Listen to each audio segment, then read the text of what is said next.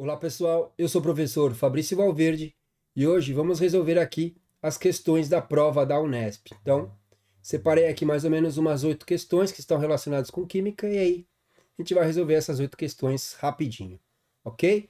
Então, tem algumas questões que são interdisciplinares, como essa daqui. Você vê que essa daqui não vai seguir muito a sequência, depois que tem lá 69, 70, 71. Então, essa daqui talvez entre com uma biologia com química, tá certo? Então, ele vai falar o seguinte aqui sobre essa molécula do ácido carmínico. Então, ele vai perguntar sobre funções orgânicas, e uma parte ele vai perguntar sobre circulação ou respiração, ou sobre patas, exoesqueleto, fecundação. E aqui, pelas funções orgânicas, nós iremos ficar entre duas alternativas, tá? E aí depois a biologia desempata para nós. Então, quando a gente vem aqui para as funções orgânicas, então a gente vem aqui, éter tem, que nós temos um éter, mas não temos nenhuma nitrogenada. Aqui você não tem nenhuma função nitrogenada. Você não tem nem amina, nem amida, nem outras funções nitrogenadas. E aqui você também não tem aleto. Então, você não tem aleto, também não tem aldeído. Então, essas duas estão fora, embora aqui seja o éter. Então, mas a A está fora e a E já estão fora por causa das funções orgânicas. A gente vem aqui outra nitrogenada, amina, que não tem amina, como eu disse, não tem nenhuma nitrogenada, e aqui a gente também não tem função éster, tá certo? Então, isso daqui tá fora. Então, fenol tá aqui, ó. Nós temos o fenol aqui, tá? Ou fenol aqui. Então, fenol tem, ok? Ácido carboxílico tá aqui, ó. Então, temos aqui o ácido carboxílico, então essa daqui é uma possível. E a C, álcool, né? Nós temos vários álcoois aqui, ó. Aqui é um álcool, aqui é outro álcool, aqui é outro álcool, aqui é outro álcool, que já é fenol, né? Então, mas nós temos álcools e fenóis. Então, e a cetona está aqui, ó, tá? Então temos cetona. Então, essas quatro aqui nós temos. Então, aí como ele fala aqui que são insetos, ó, extraído do inseto. Então, o que, que o inseto vai ter? Pata articulada. Alternativa correta, alternativa C.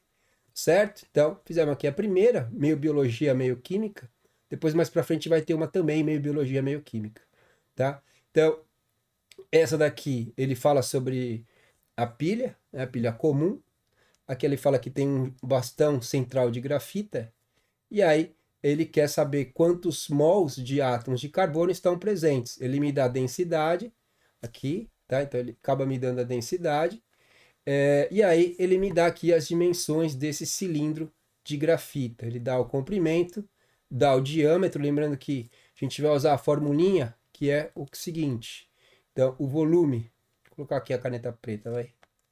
Então, o volume do cilindro vai ser π vezes r ao quadrado vezes a altura.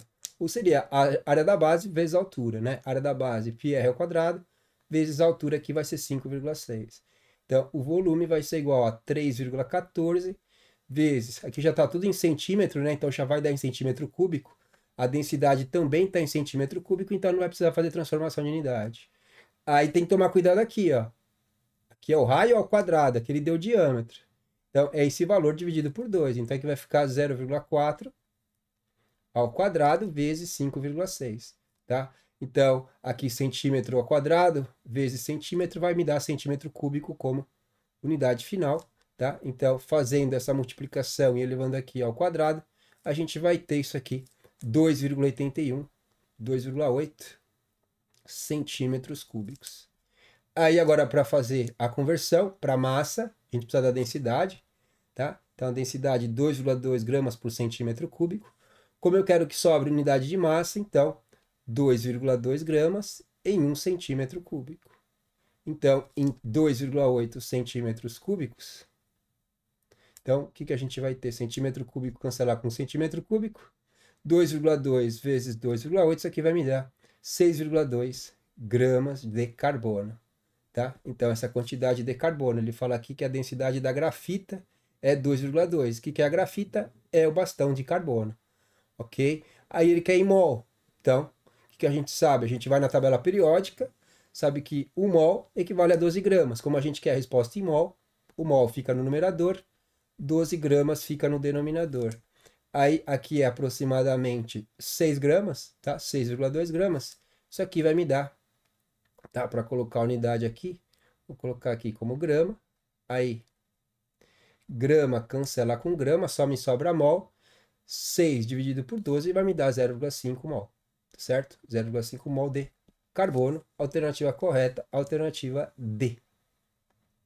Ok? Tipo, bem tranquilo também, sem segredo nenhum. Aqui juntava um pouco de matemática com química.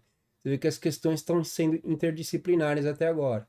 Então foi biologia com química, agora matemática com química, certo? Então, essa daqui também, se você for olhar, está pouco relacionado com física, né? Você está falando sobre partículas e tal, estaria relacionado com física também, tá? Essa daqui bem simples também.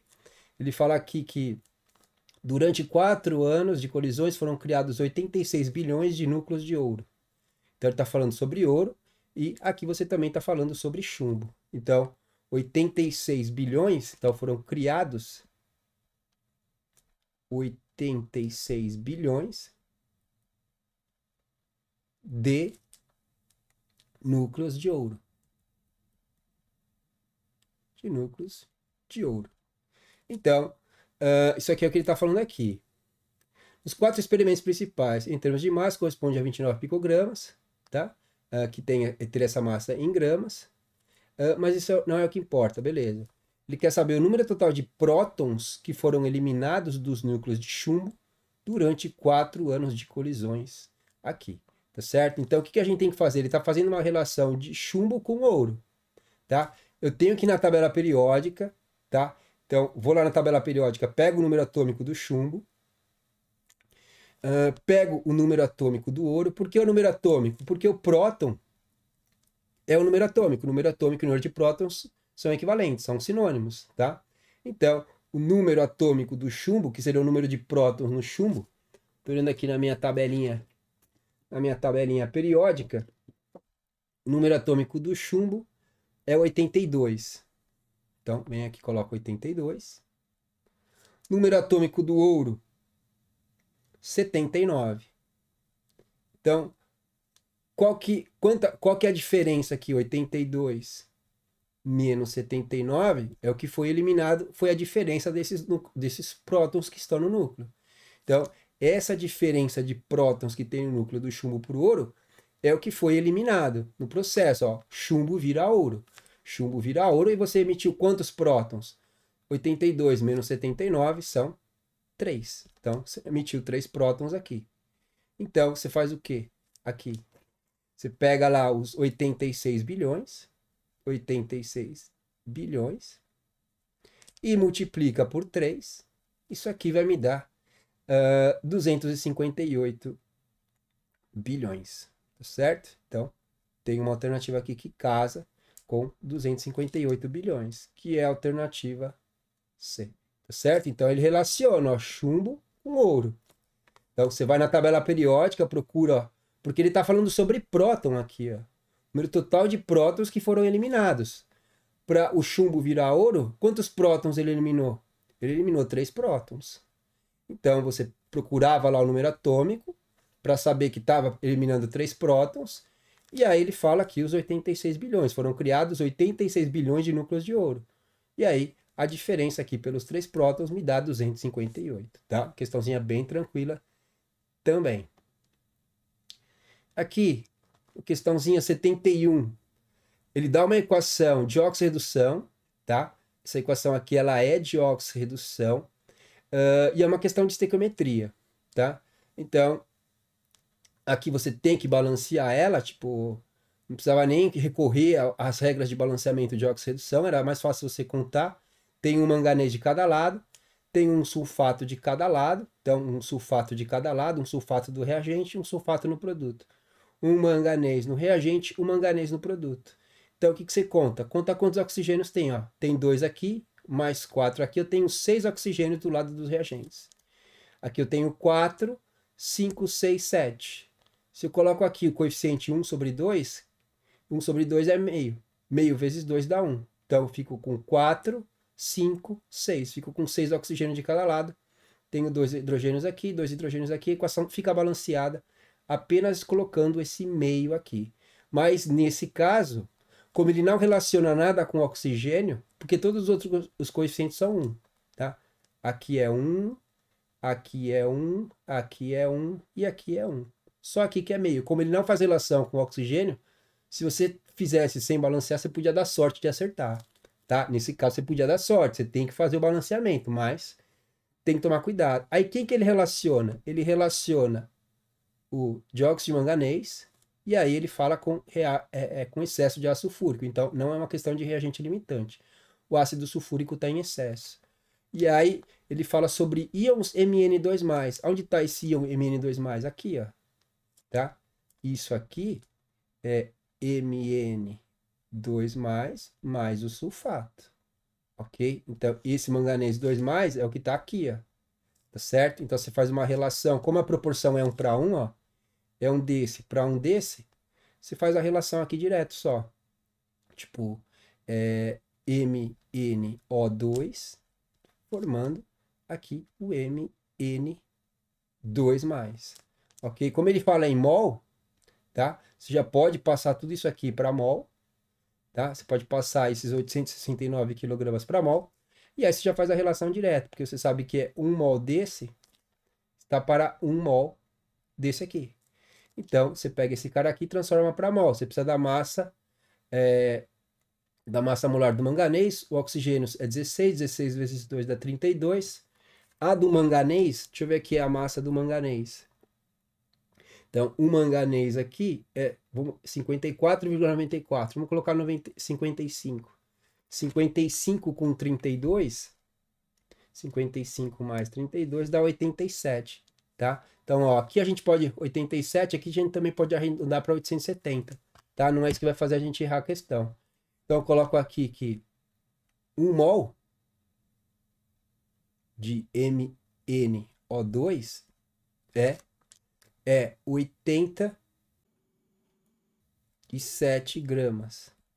Vamos passar quilo para grama, então isso aqui vai ficar 869 vezes 10 a terceira grama, certo? Então, 869 quilos é 869 mil gramas. Então, aí grama cancela com grama, isso aqui vai passar para mol. Então, aqui, podemos colocar os 870, tá? Então, daqui para cá, ó, daqui para cá, fica 1, aqui fica 10. 10 vezes 10 a terceira é 10 a quarta. O que é 10 a quarta? 10 a quarta é 10 mil mol. Tá certo? Então, tenho aqui 10 mil mol, alternativa C, tá? Então, peguei esse valor aqui, transformei ele aqui para massa, em grama já, tá? Então, 869 quilogramas, se você já sabe, você já pode fazer a conta direta. 869 quilogramas é 869 mil gramas. E aí, como aqui deu 87, a gente pode arredondar aqui para 870, e aí a gente simplificou aqui 87 dividido por 87 deu 1, 870 dividido por 87 vai me dar 10. Aí 10 a primeira vezes 10 a terceira me dá 10 a quarta. E aí o que é 10 a quarta? É 10 mil. Alternativa correta, alternativa C. Certo? Isso aqui bem fácil de hidrólise, né? Dá o Ka, o Kb. Fala que são 4 soluções aquosas de mesma concentração. Então isso aqui é importante, tá? Tipo, a gente tem questões da Unesp que já são muito parecidas com essa. Ele quer saber, considere 4 soluções que têm a mesma concentração: cloreto de sódio, acetato de sódio, acetato de amônio e cloreto de amônio. Dentre essas soluções, 2 apresentam pH aproximadamente igual a 7. São as de número. Aqui, ó. Aqui é um sal que vem de uma base forte com um ácido forte. Então, o pH aqui é aproximadamente 7. Aqui ele vem de uma base forte, então o pH aqui ele é maior do que 7. Aqui ele vem de uma base fraca, que é o hidróxido de amônio, e aqui vem do ácido fraco, que é o ácido acético. Então, aqui também o pH vai ser aproximadamente 7, então é 1,3, tá? Porque a 4 ela vem do ácido forte, que é o ácido clorídrico. Então, aqui o pH ele seria menor do que 7, tá certo? Então, A1 e A3, essa daqui vem de um ácido forte, que é o ácido clorídrico, de uma base forte, que é o hidróxido de sódio. Então, pH 7. E aqui vem de uma base fraca com um ácido fraco. Então, aqui também o pH vai ser aproximadamente 7, tá? Então, todos aqui são sais. Só que A1 e A3 Aqui é de um ácido forte com uma base forte, aqui é de um ácido fraco com uma base fraca. Aqui não, aqui é de uma base forte e aqui é de um ácido forte. Então, alternativa correta, alternativa A. Tá certo? Então, 72, alternativa A. Aqui também bem tranquila, tá? Sempre cai uma questãozinha da Unesp sobre termoquímica, tá? Fiquei com os alunos essa semana em questões de termoquímica, tá? Você está vendo que você tem aqui o reagente virando o produto. Você está vendo que o ΔH é negativo. Então, se o ΔH é negativo, a reação é exotérmica. Se a reação é exotérmica, essa está fora, endotérmica está fora. Então, exotérmica, beleza. Ele vai completar com alguma ideia, no qual o magnésio perde elétrons. Então, aqui você tem o magnésio, substância simples, número de oxidação é 0. Aqui, o magnésio, você sabe que o oxigênio é 2 menos, então o magnésio é 2 mais. Então, ele está passando o magnésio de 0 para 2. Então, ele perdeu 2 elétrons nesse processo. Então, ele está perdendo 2 elétrons, ele está oxidando. E quem oxida é o agente ao contrário, é o agente redutor. Então, exotérmica, na qual o magnésio perde elétrons e, portanto, é o agente oxidante? Não. Ele perde elétrons, ele está oxidando, só que ele é agente ao contrário, então está errada. Exotérmica, na qual o magnésio ganha elétrons. O magnésio não ganha elétrons, ele está oxidando, ele perde elétrons. Então, só sobrou aí. Tá? Então, 73 é aí, ó, exotérmica, no qual o magnésio perde elétrons e, portanto, atua como agente redutor. Ele está oxidando, ele está perdendo elétrons, ele estava neutro, está com uma carga 2+, perdeu 2 elétrons. Perdeu 2 elétrons, está oxidando. Se ele está oxidando, ele é agente ao contrário, é o agente redutor. Certo? Também não tem segredo, essa aqui bem simples. Essa daqui também, 74, fala lá sobre assuntos finais de química orgânica, né? Fala sobre a química do petróleo, tá? Então, ele vai contar toda a historinha aqui, tá? Então, o que é aqui? Os processos de craqueamento. O que é craquear? É quebrar. Onde está quebrando aqui? Aqui, ó.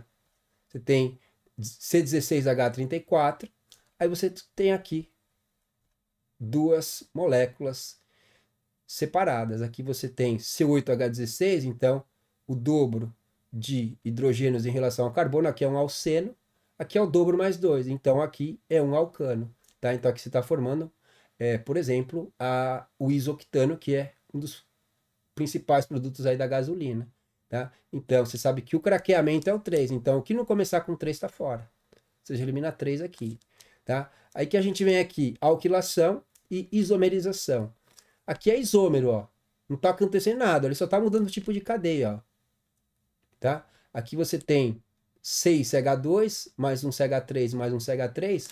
Aqui você tem o octano normal. Então você tem 2, 3, 4, 5, 6, 7, 8. Você tem o octano. E aqui você está colocando ramificações, ó. Então, a cadeia, você vê que a quantidade, um reagente se forma um produto. O que está acontecendo? Está acontecendo ramificações, ó.